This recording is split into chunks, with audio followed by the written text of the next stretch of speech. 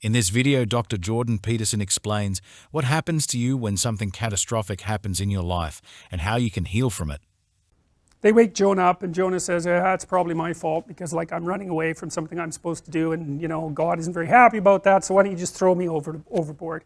And the crew isn't very happy about that, but the waves are really starting to come up and Jonah is pretty insistent that he's the cause of the problem, and so they draw lots, and Jonah is chosen, and so they decide to toss him into the ocean, and immediately everything's calm. So he's a center of chaos because he's not doing what he's supposed to do. Fine. Well, then a whale comes up and swallows him, and then he's in the whale for 3 days. Now, that's a weird thing. The whale, that's the whale that Geppetto's in. That's a dragon. It's that thing that you have to go out there and conquer to get something of value. Now, when you've made an error, when you've fallen off the pathway, when you've deviated from what you know you should do, it produces a state of internal chaos and worry and concern. You're thrust into the unknown. You're thrust into unknown territory and chaos. You don't know what to do. And that's often symbolized by the encounter with a monster, like a dragon, or something that lives under the water. And I think the reason for that is, as far as I've been able to tell, is that human beings, because we've been prey animals for forever, in our battle with carnivorous lizards, for example, and alligators, and even dinosaurs, because there were dinosaurs around at the time of our most distant ancestors. And there was even a cat at one point that was adapted with teeth to pierce human skulls.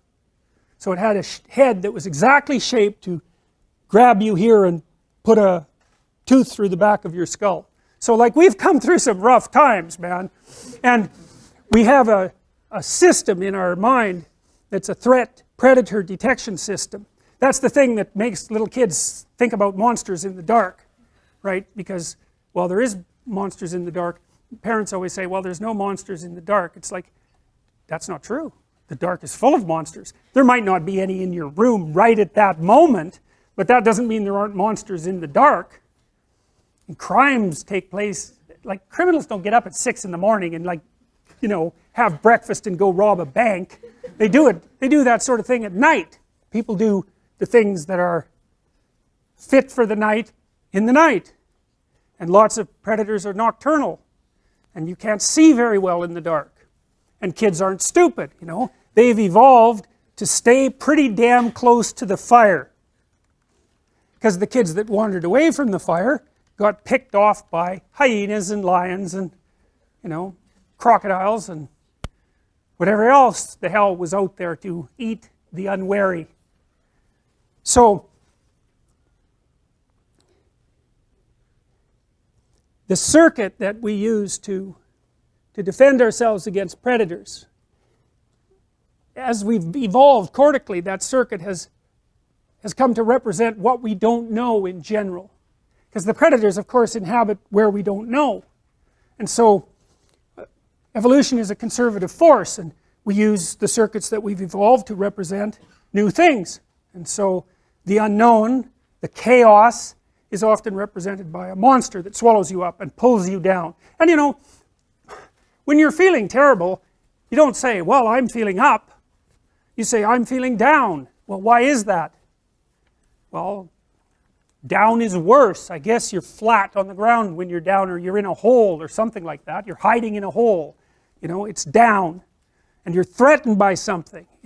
Maybe you're threatened by your own inadequacy. That might be part of it. Maybe that's partly what you imagine as a monstrous force, because your proclivity towards procrastination and your weakness of character is part and parcel of why you happen to be in the underworld.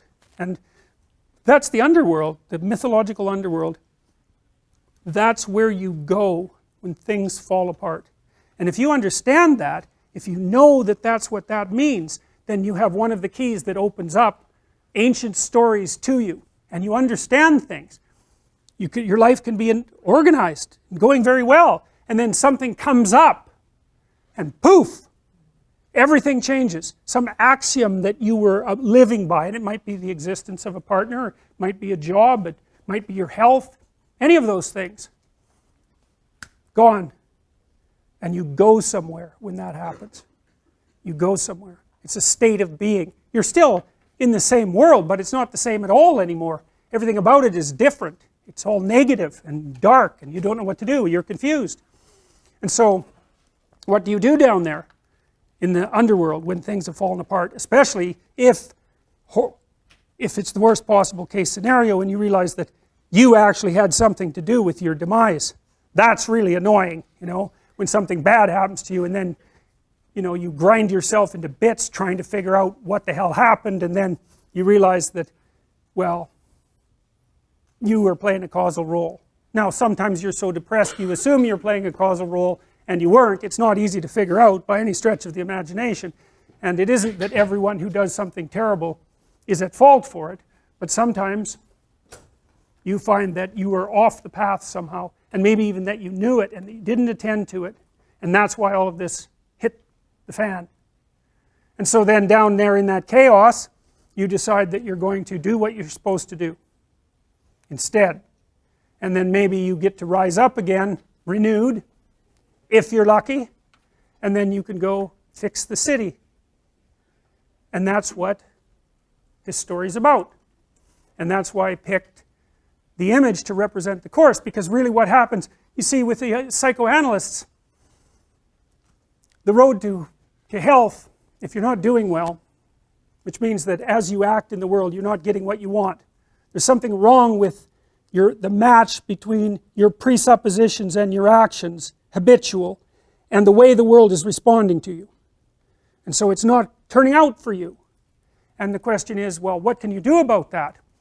And one answer might be to examine yourself for presuppositions and action patterns that are not serving you well, and to find out what they are and what to do about them. And maybe some of that is, maybe you're not moving forward because of fear, and maybe that fear is grounded in terrible experiences that you had in the past that you've never been able to understand. And maybe one of the ways of gluing yourself back together and expanding your personality so that you could in fact live properly in the world is to go back to those terrible events and untie them and straighten them out and understand them and drop them. And that's what psychotherapy is about in large part. Psychoanalytic, behavioral, doesn't matter. What are you afraid of? What are you avoiding? What are you failing to develop? Maybe from fear, maybe from avoidance, God only knows, maybe from disgust. How can you get over it? How can you reclaim those parts of yourself?